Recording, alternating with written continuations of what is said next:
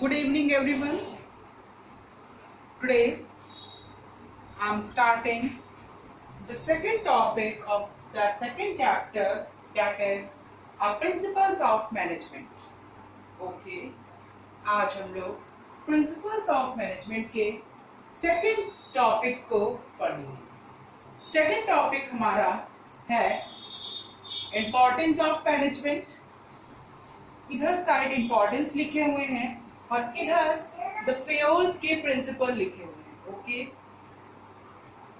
आज हम लोग फेयोल के 14 प्रिंसिपल्स और इम्पोर्टेंस पढ़ेंगे मैनेजमेंट के, मतलब प्रिंसिपल ऑफ मैनेजमेंट के इम्पोर्टेंस, मतलब उनका महत्व क्यों है, और प्रिंसिपल्स ऑफ मैनेजमेंट में से उनके एक थ्योरिस्ट हैं, that his name is Henry Fayol. इनको हम लोग फादर ऑफ एडमिनिस्ट्रेटिव मैनेजमेंट भी बोलते हैं, मतलब फादर ऑफ एडमिनिस्ट्रेटिव मैनेजमेंट भी है ये. और हेनरी फेयोल्स प्रिंसिपल्स ऑफ मैनेजमेंट पढ़ेंगे. ये एक थ्योरिस्ट हैं. आप इनमें दो थ्योरीज पढ़ेंगे. पहली आपकी हेनरी फेयोल की है और दूसरी आपकी F W. Taylor, that is F W. Taylor की पढ़ेंगे. वो आपको नेक्स्ट क्लास में, मतलब कल आपको बता दिया जाएगा. सो अभी हम लोग पढ़ने वाले हैं इंपॉर्टेंस और 14 principles of Fayol. Okay, I think you all have got it. That is a business studies class here, and today we are completing the topic that is importance and फेयोल्स के प्रिंसिपल्स पढ़ेंगे. ठीक है, now let me start the topic here. Now what the first point it is providing managers with the useful insight to reality. मतलब ये पहला importance क्या कह रहा है कि किसी मैनेजर को प्रिंसिपल ऑफ मैनेजमेंट के थ्रू ये पता चलता है कि कोई भी जो मैटर है उसकी रियलिटी क्या है, इनसाइड मतलब कि इसका फ्यूचर में क्या उसका इम्पैक्ट पड़ेगा. सो मैनेजर को ये यूजफुल होते हैं प्रिंसिपल कि रियलिटी में उसके क्या इम्पैक्ट पड़ेगा, ये उस सबको प्रिंसिपल के थ्रू पता चल जाता है. सो that's why providing managers with the useful insight into reality that says that the manager must be foresighted, मतलब उसको आगे का सोच के चलना होता है. सो प्रिंसिपल्स ऑफ मैनेजमेंट में ये प्रिंसिपल उसको बता देते हैं कि आगे फ्यूचर में क्या होगा और कैसे होगा और किस तरह से होना चाहिए. तो प्रिंसिपल्स आपको यही बताते हैं कि वो वर्क किस प्रोसीजर में होगा, कैसे होगा और कैसे होना चाहिए. I think you all are got it what I am telling here. Now that is a first point. That I completing the first point, that is the providing manager with the useful insight into reality. मतलब कि manager को principal of management के through ये पता चल जाता है कि कैसे पर्सन जो कंप्लीट करता है काम को और किस थ्रू कंप्लीट होना चाहिए. और उससे ये पता चलता है कि किसी भी प्रिंसिपल का हमें क्या उसका इम्पैक्ट पड़ने वाला है, उससे हमें ये पता चल जाता है. सो that's why that importance should be there in the principles of management. I think you all have got it, the first point. What is going to be I am telling here. Now, second it is the principles of, and second point it is that is the scientific decision. मतलब the principles of management है, उसे ये पता चलता है कि हमारे जितने भी डिसीजंस होते हैं वो साइंटिफिकली प्रूव्ड होते हैं. मतलब हर एक डिसीजन एक प्रोसेस के थ्रू चलता है, एक थंब रूल मेथड के थ्रू चलता है. मतलब अगर देखा जाए, अगर कोई डिसीजन करना है, फॉर एग्जांपल कि हमें किसी ऑर्गेनाइजेशन में किसी भी पर्सन को स्टाफ करना है, मतलब एज अ एम्प्लॉय उसको रखना है, तो what is the procedure and what is decision should be taken by the top level management. That is कि पहले हम लोग क्या करेंगे, उसके लिए प्रोस्पेक्टस निकालेंगे. है ना, उसके लिए क्या बोलता है, vacancy, not prospector it is, that is partners company account should be updated now, that what should I telling here कि कोई भी अगर कंपनी होगी तो अपने लिए वो वैकेंसी निकालेगी, है ना। तो पहला प्रोसीजर क्या हुआ उसके लिए, डिसीजन साइंटिफिक कैसे हुआ कि एक ऑब्जर्वेशन वे में चलता है, साइंटिफिक होता है मतलब based on observation and experimentation, that's why it is scientific decision making should be there, that's why all the work of the organization must be working in a series or a sequence way, that's why we must be say that a scientific decision making must be enrolled in this importance, that I mean, so इसमें example क्या कर सकते हैं, किसी company का ले सकते हैं, अगर उसको अपने एम्प्लॉय के लिए स्टाफिंग करनी, मतलब एम्प्लॉय रखना है अपने लिए, तो कैसे करेगा, वो वैकेंसी निकालेगा, फिर पर्सन उसको थ्रू मीडिया, किसी भी मीडिया के थ्रू वो आपको किसी पर्सन को पता चलेगी और उसमें अपनी वैकेंसी में वो रिक्वायरमेंट रखेगा, अगर वो पर्सन उन सभी रिक्वायरमेंट को फुलफिल करेगा तो वहां पे एज अ क्या जाएगा, एज अ इंटरव्यू देगा, अगर वो पास हो जाता है, सारे मैनेजमेंट, सारे जितने भी पर्सन हैं वो इम्प्रेस हो जाते हैं उसके थ्रू, सो उसकी जो जॉब है वहां पे क्या हो सकती है, वो एज अ वर्कर वहां पे ज्वाइन करेगा। सो that is the second point what I am telling here. I think you all are got it what I am telling here. I think it is completed right now. Now third point it is meeting a changing environment requirements. What should I say here, कि meeting a changing environment मतलब meeting a changing environment requirements, मतलब इस meaning क्या हुआ sentence, इस point का मतलब ये रहा कि time to time business environment में चेंजेस आते रहते हैं, क्या लाइक टैक्सेशन की चेंजेस आते हैं, किसी बिजनेस के लिए अलग अलग टाइप का सर्टिफिकेट के लिए चेंजेस आते हैं, मतलब इकोनॉमी में कोई चेंज आया तो उसके थ्रू ये डिमांड घट गई, मतलब वो हो गया। So meeting a changing requirement principle of management के थ्रू, ये पॉइंट क्यों यहाँ पे एनरोल्ड है कि अगर कोई भी इन्वायरमेंट में चेंज आता है, लाइक टैक्सेशन का कोई चेंजेस आ गया, किसी पॉलिसी का कोई चेंज आ गया, सो क्या यहाँ पे होगा, तो प्रिंसिपल ऑफ मैनेजमेंट के थ्रू अगर वो चेंजेस हैं तो उसके एज अ सॉल्यूशन हम क्या कर सकते हैं, उसको सॉल्यूशन मिल पाएगा, उसमें क्या क्या रिक्वायरमेंट हो सकती हैं, तो उसके अकॉर्डिंग हम चेंज कर सकते हैं अपने प्रिंसिपल्स को, जो किसी भी ऑर्गेनाइजेशन में सालों से यूज होते आ रहे हो या चल रहे हो। सडनली अगर वो उस प्रिंसिपल की हमें जरूरत नहीं होती किसी ऑर्गेनाइजेशन में तो हम उसे चेंज कर सकते हैं। सो ये इंपॉर्टेंस भी इंपॉर्टेंट है प्रिंसिपल ऑफ मैनेजमेंट में कि किसी भी ऑर्गेनाइजेशन में टाइम टू टाइम चेंजेस आते रहते हैं। सो that point is also be enrolled in this importance. Now fourth point it is, I think this point is hard enough I am explaining here. If you have any problem please ask to me, okay, in the comment section. This point I am completing. Now fifth point, management training research and education. Management में क्या होता है,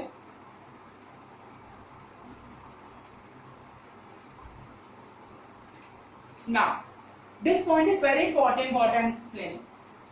I think all 4 points are you all got it what I am telling here. If you have any problem until you not understand please complete to be there right now, okay. Now fifth point what is I am telling, that is management training research and education. That is a last point of your management that is being enrolled over there. Now management training research and education क्या क्या मतलब होता है कि यहाँ पे ये बताया गया है कि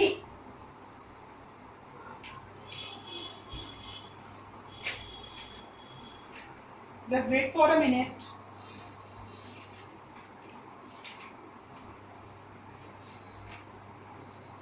Okay. That is your last point in the importance, which is enrolled here. Now,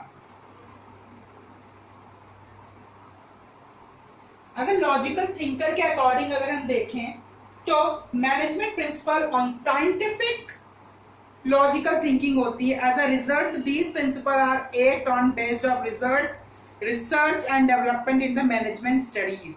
The principles of management are at the core of management theories, act as the basis for management training and education. Nowadays, management are taking a more importance in the every organization, whether it is a private organization or a government organization.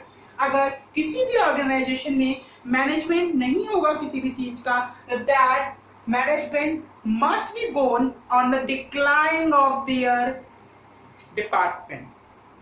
So आज के modern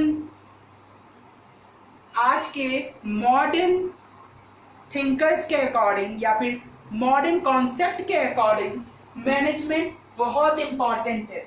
सो इसकी training होती है, research होती है और education, मतलब बाकायदा मैनेजमेंट की स्टडी की जाती है in your course. That is a very important subject and that is a very important point here.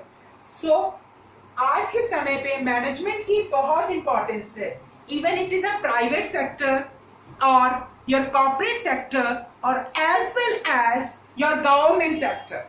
तीनों के तीनों सेक्टर में, आपका कॉर्पोरेट सेक्टर हो, प्राइवेट सेक्टर हो या फिर आपका गवर्नमेंट सेक्टर हो, ये तीनों सेक्टर में आपकी मैनेजमेंट की बहुत इंपॉर्टेंस होती है. ट्रेनिंग, रिसर्च एंड एजुकेशन, मतलब इस पॉइंट का ये मतलब ही है कि इस मैनेजमेंट में हमें उनकी ट्रेनिंग दी जाती है कि कैसे हम किसी चीज को मैनेज करेंगे. बहुत सारे कोर्सेज होते हैं. I think like a manager in the bank में एक मैनेजर होता है.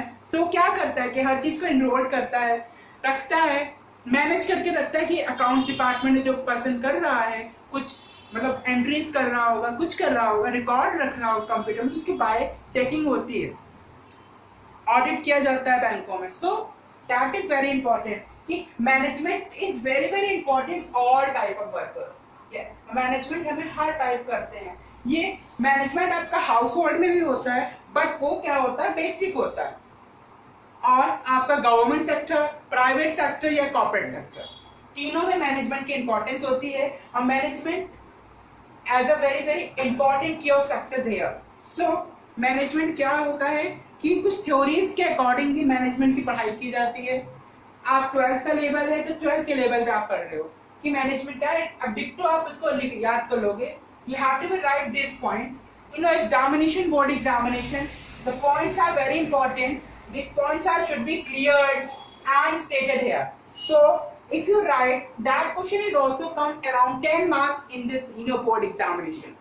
ये 10 marks में क्वेश्चन आता है बोर्ड एग्जामिनेशन में कि write the meaning of principles and their importance. Write the meaning of principle of management and their importance and their nature. आएगा भी तो ये क्वेश्चन कैसे आएगा आपका पॉइंट्स में, मतलब नंबर डिवाइड होंगे कि 5 marks for that meaning, 2 marks for this, 2 marks for meaning, 5 marks for this and 5 marks for this. ये तीनों पॉइंट्स को, मतलब तीनों टॉपिक को एक क्वेश्चन में कंबाइन करके 10 मार्क्स में आ सकता है. तो तीनों पॉइंट को मैंने अभी तक जो पढ़ाया है वो 10 मार्क्स में आ सकता है.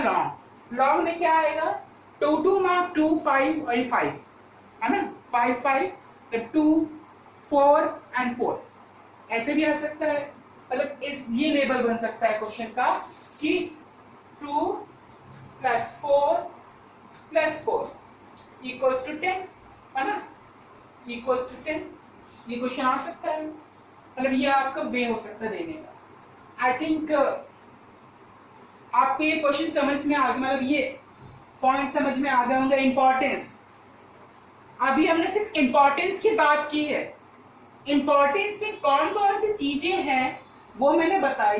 पहला पॉइंट आपको समझ में आ गया होगा. 5 points I am explaining here.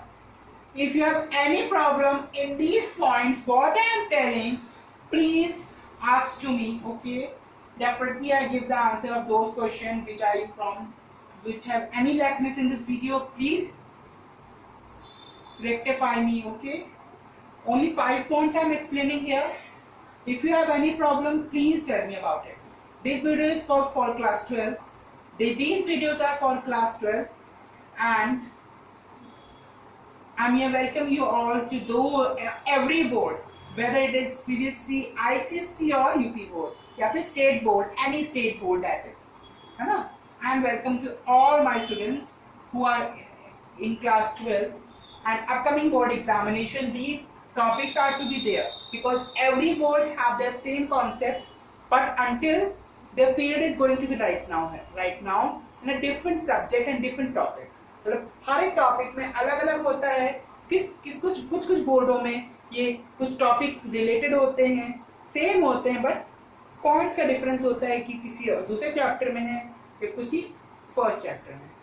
So that is very important. So जब सभी बोर्ड के लिए है ये पैटर्न, तो यूपी बोर्ड का मैंने बताया है. सीबीएसई में अलग क्वेश्चन आते हैं. सीबीएसई में वैल्यू बेस्ड क्वेश्चन ज्यादा रहते हैं. सो आपको राइटिंग सेक्शन ज्यादा अच्छा करना पड़ेगा.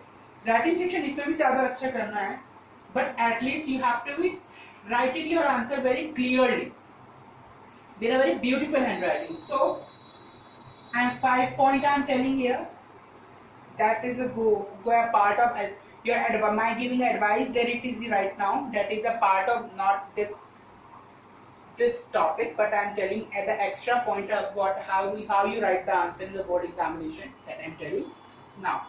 That points are I am getting over. Now we start the 14 principles of management. है ना? 14 principles of fuel, not management. That is the 14 principles of fuel. Now I'm starting here. Now चलो पढ़ते हैं 14 principles. 14 principle पढ़ने से पहले ये fuel के principle हैं. Okay, That is the fuel principle. ये आपके फ्यूल के प्रिंसिपल हैं. चलो सबसे पहले हम फ्यूल के बारे में पढ़ते हैं, है ना? फ्यूल के बारे में पढ़ते हैं. फ्यूल कौन थे? क्योंकि हम लोग पहले फ्यूल के बारे में पढ़ रहे हैं, तो फ्यूल की हिस्ट्री भी हमें पता होनी चाहिए. आई एम राइट और not? I am right. Okay, that's why. Now इस टॉपिक को पढ़ने से पहले हमें फ्यूल के बारे में भी पता होना चाहिए. अगर ये क्वेश्चन आता है बोर्ड एग्जामिनेशन में, लॉन्ग में आएगा, 14 प्रिंसिपल है. You have to be explain each and every point in briefly and your answer sheets. Okay, हर एक पॉइंट को समझाना पड़ता है. ये 14 प्रिंसिपल हैं. अगर आपने 14 के 14 प्रिंसिपल आपने अपने बोर्ड एग्जामिनेशन में लिख दिए, तो you will get a very good marks, because that is a very difficult question which is in a board examination in the business studies. That why no one right all the 14 principle over there, because each and every point lack there. बिकॉज कोई ना कोई एक point आप भूल सकते हो, not everyone. बहुत कम बच्चे होते हैं कि इस 14 प्रिंसिपल को वहां पे जाके लिखते. The mindset of that student is very stressed at that time because he have to be complete their question paper within 3 hours. That's why I'm telling you. So that is a very important question. You have to be write these points in your answer sheet. These are the 14 principles over there. You have to be. I'm explaining each and every principle here. So briefly, not in a very elaborate form here. So I am completing these points in a briefly, but until if you're not understanding these points still after this video, you have to be asked in the comment section. Okay, now completing. Now give the history of Henry Fuel.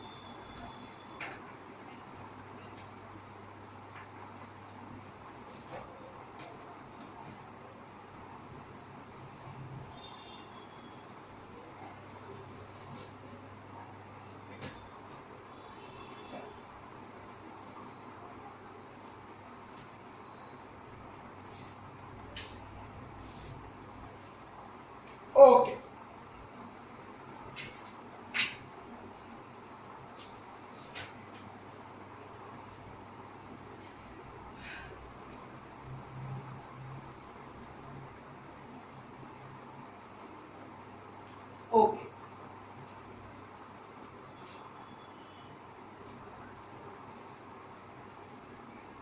Henry Fayol का जो time period होता है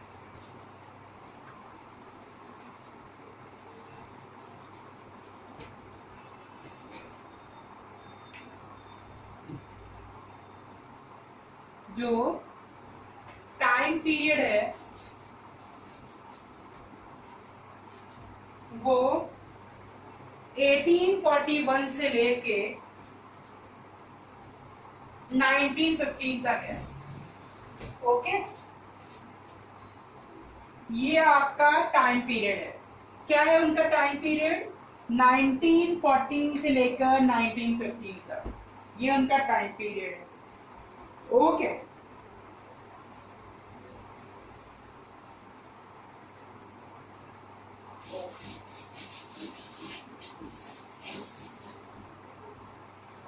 time period क्या है इनका?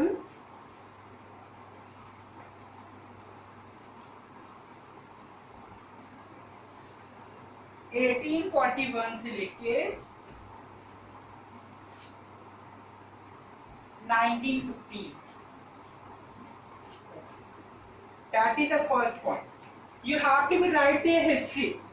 If you writing this answer in your board examination, या फिर any examination, that is also be asked in the graduation level also. So that question is also be asked in the graduation level also in a semester examination. But until I am standing here for class 12, so I am asking this question for today itself. If you writing this answer in a board examination, how you will write? First of all, you discuss the history of Henry Fayol. Henry Fayol के history को आप लिखोगे. That is, I am writing the points because every student have to be memorize the points. So you will write the answer easily in the board examination. So history में दूसरा, he graduated. कहाँ से graduation लिए किया इन लोगों ने? So graduate कहाँ से हुए वो? He graduated from St. Stephen's.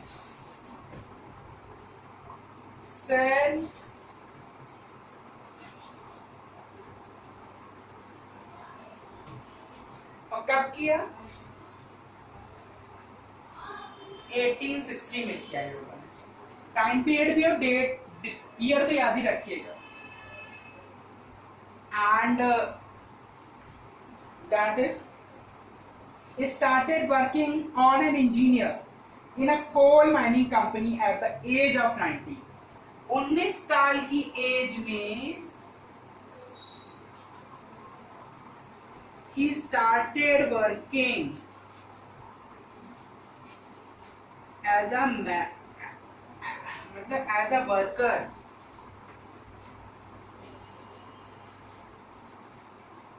in an coal mining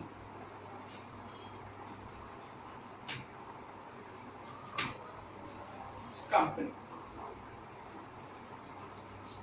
Now that is shorted here. 1888 में क्या हुए? ये प्रमोट हुए as a manager. Now space is not little bit less. So now that's rest of the point I am explaining only verbally, not written on the blackboard. 1888 में manager की post में ये क्या हुए? प्रमोटेड हो, मतलब उनकी तरक्की हो गई।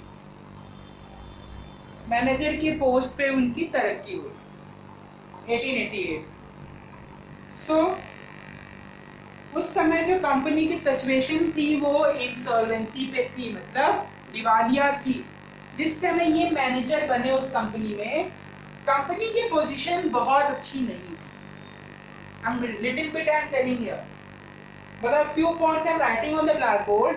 That's enough. But due to the lackness of the space on this blackboard, you are already seeing here. That's why 2 points I'm explaining verbally. Okay? क्या है? इन्होंने उस चैलेंज को एक्सेप्ट किया और अपनी मैनेजर टेक्निक्स को अप्लाई किया, जिससे उस कंपनी को वो इंसॉल्वेंसी पोजीशन से बाहर ले आए और इस वो लाने में वो सक्सेसफुल भी हो गए।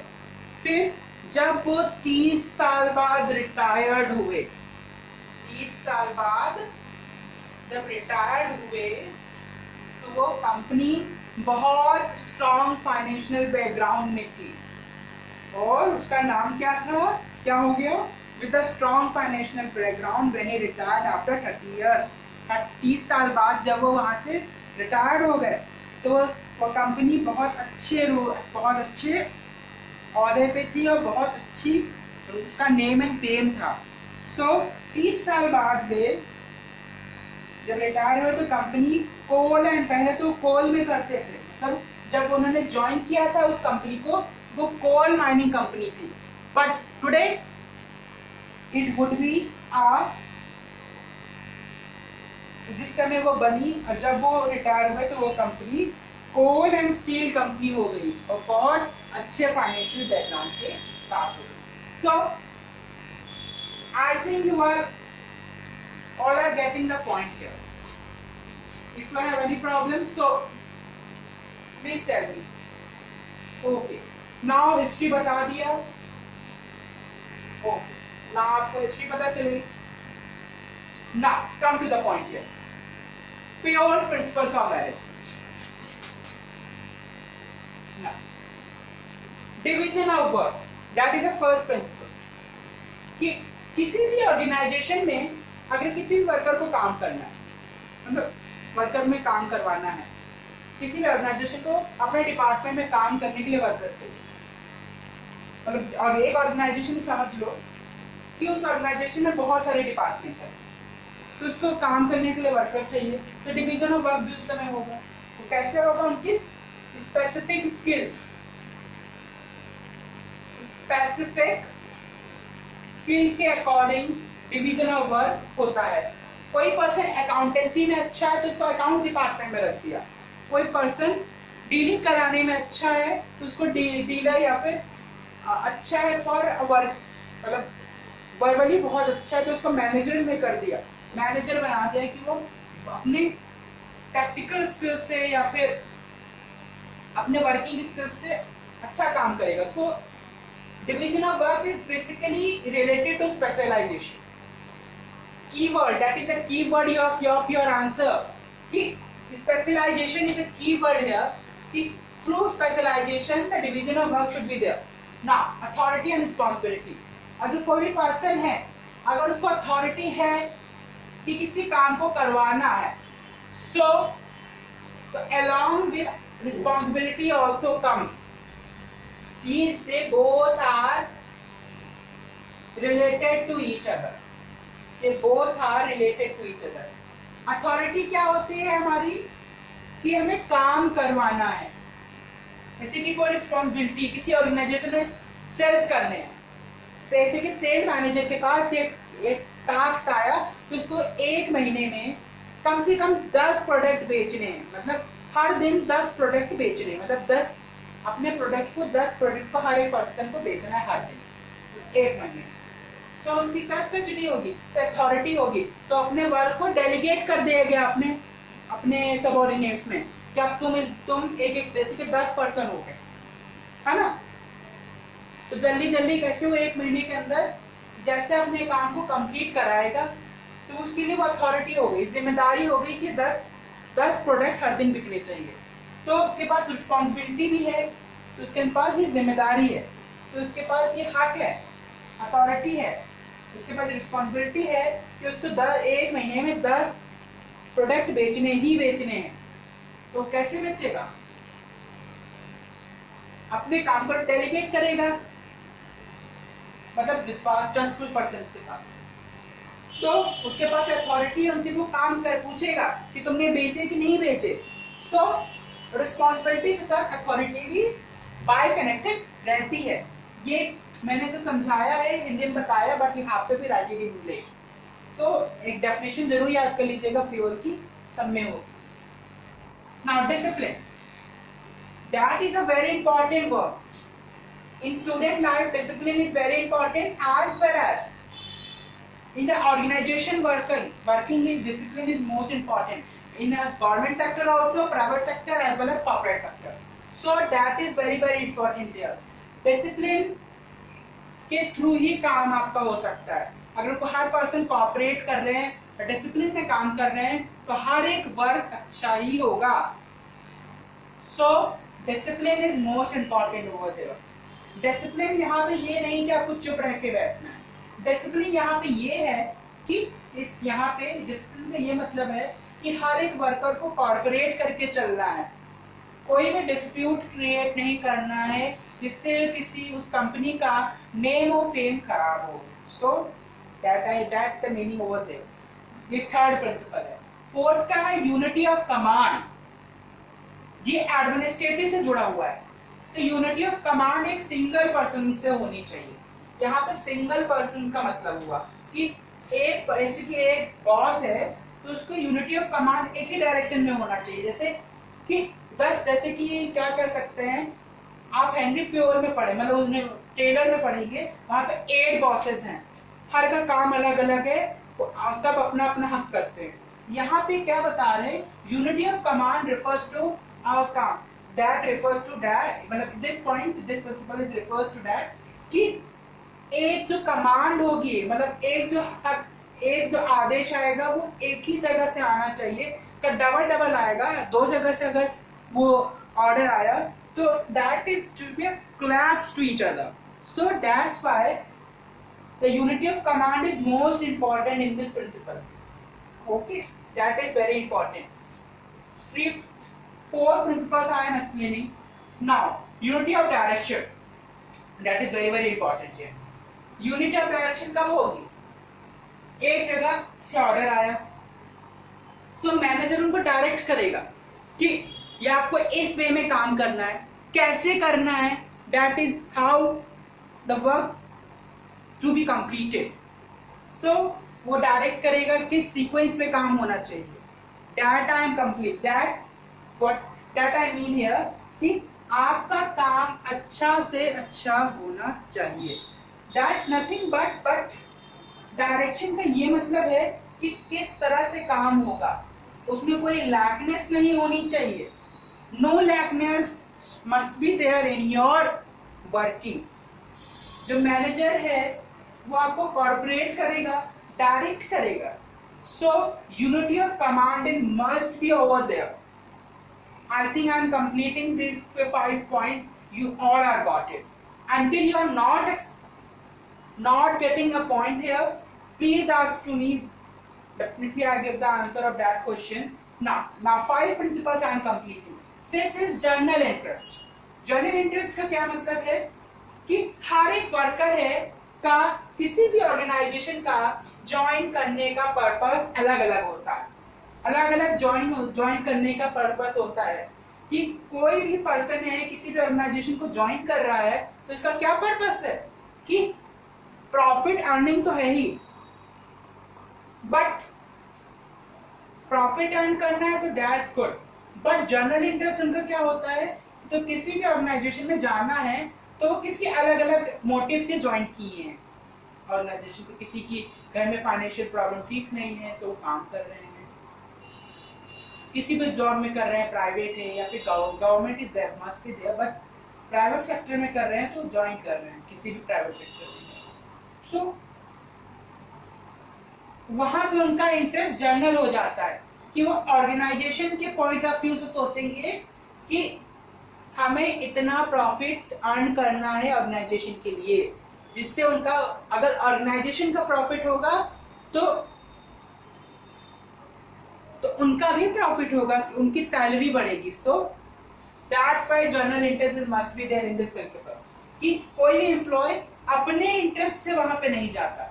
अपने इंटरेस्ट से जाता ही जाता है, लेकिन जब वो काम करता है किसी भी ऑर्गेनाइजेशन में तो ये नहीं सोचता कि मुझे अपना काम करना है. वो अपना काम करने किसी भी ऑर्गेनाइजेशन में नहीं जाता, वो कंपनी का काम करता है जिससे उसको अर्निंग होती है.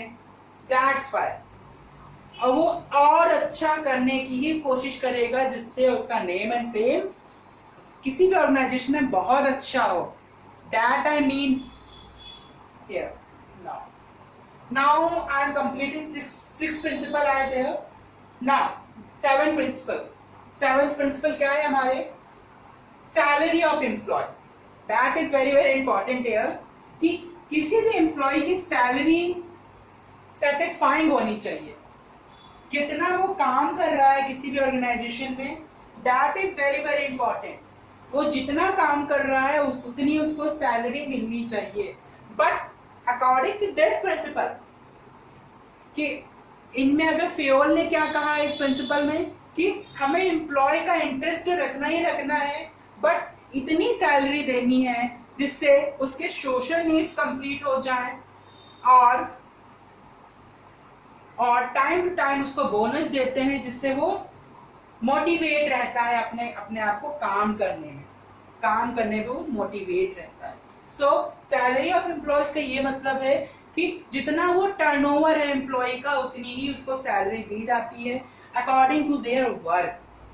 सो हियर मतलब वो बिल्कुल सैलरी इक्वल रिम्यूनरेशन होना चाहिए हर एक एम्प्लॉय का. इसका ये मतलब है इस प्रिंसिपल का है. But that is not so that in modern days that principle is very important here. Now centralization and decentralization, that is related to administrative. ये administrative से important है कि यहाँ पर centralization और decentralization का क्या मतलब है कि centralization मतलब all the orders are coming from the top level management. No one have a right to change these policies or anything else, any order, any rule. So जितने भी ऑर्डर हैं वो सेंट्रलाइज्ड है, मतलब एक केंद्र से, मतलब एक पॉइंट, मतलब एक ऑर्गेनाइजेशन में टॉप लेवल मैनेजमेंट से ही आ रहे हैं. गवर्नमेंट है वो दिल्ली से बहुत सारे रूल्स को, मतलब बहुत सारे क्या बोलते हैं लॉज को पास करती है पार्लियामेंट के थ्रू. सॉरी. तो दैट इज सेंट्रलाइज्ड.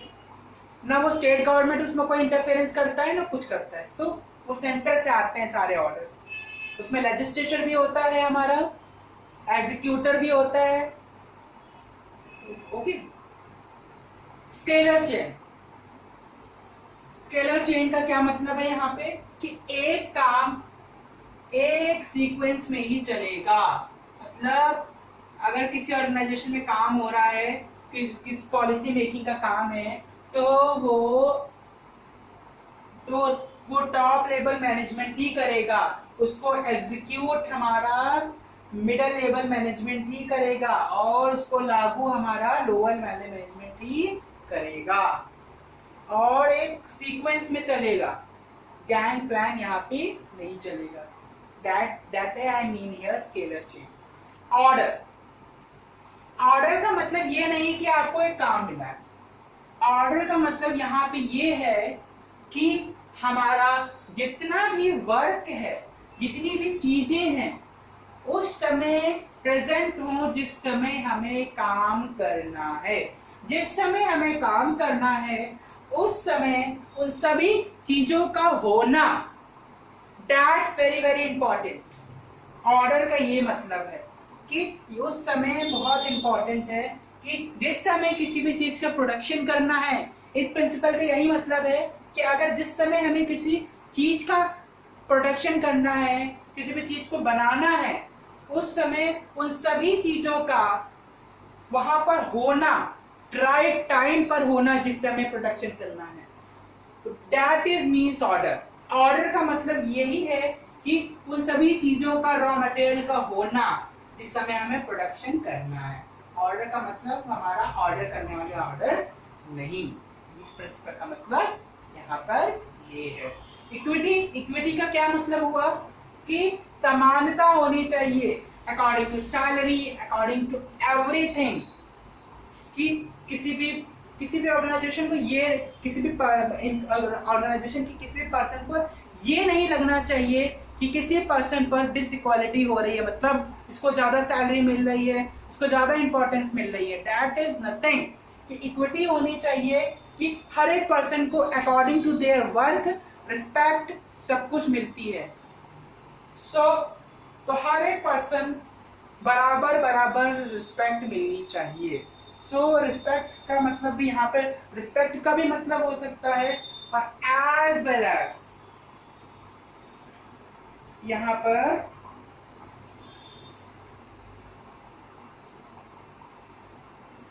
जितना एम्प्लॉय को हम लोग अच्छा ट्रीट कर सकते हैं उतना अच्छा ट्रीट यहाँ पे हम करने की कोशिश करते हैं इन इक्विटी, जितना पॉसिबल है ना। Stability of tenure of personnels, यहाँ पे stability of tenure of personnel का क्या मतलब है?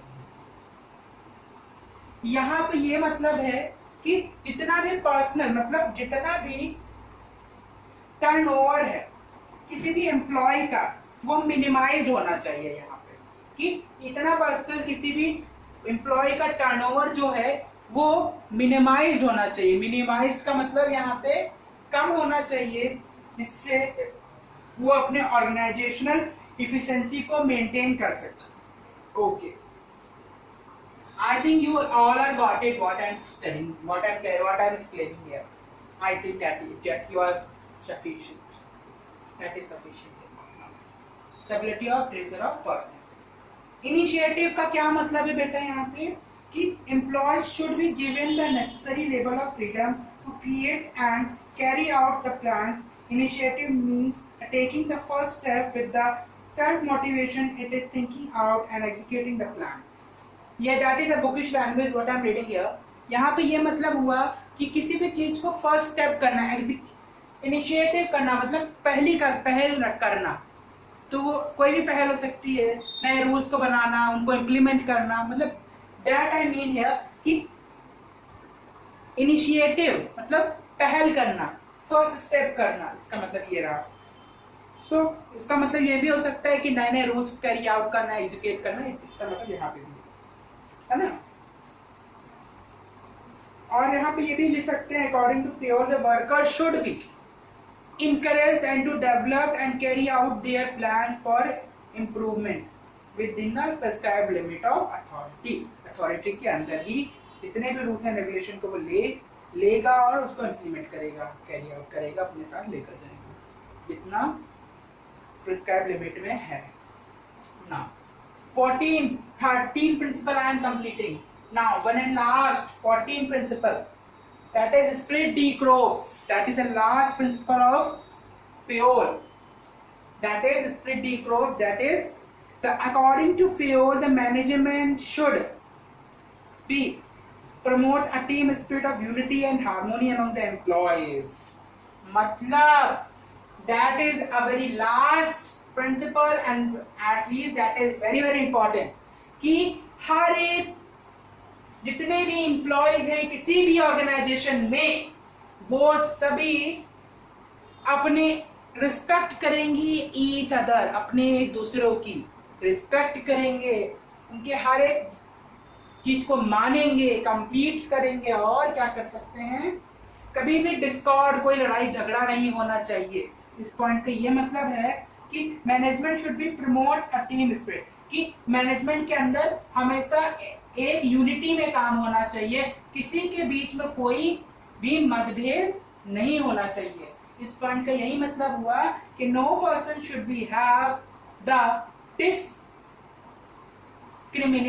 और dislikeness of any person of the employ. किसी भी पर्सन को पसंद ना करना, डिस्क्रिमिनेट करना, यहाँ पे ये चीजों की अलाउमेंट नहीं है। So management should promote a team spirit of and unity among the employees, मतलब टीम स्पिरिट को वो ज्यादा मोटिवेट करे। यहाँ पे इस पॉइंट का मतलब ही है कि टीम स्पिरिट को इतना मोटिवेट करके रखे कि वहां पे कोई लड़ाई झगड़ा ना हो, हार्मोनी हो, मतलब मिलनसार मैनेजमेंट हो। Okay, that is enough for this video. Today I am completing the importance as well as Henry Fayol's 14 principle, all 14 principle. If you have any problem, please let me know. If you have any problem, please ask to me in the comment section. And today I am completing two topics, that is importance, Henry Fayol की history or their 14 principles. Okay, now I am winding up this video. Thank you so much for watching this video, and now we let us meet on this time only tomorrow. Thank you.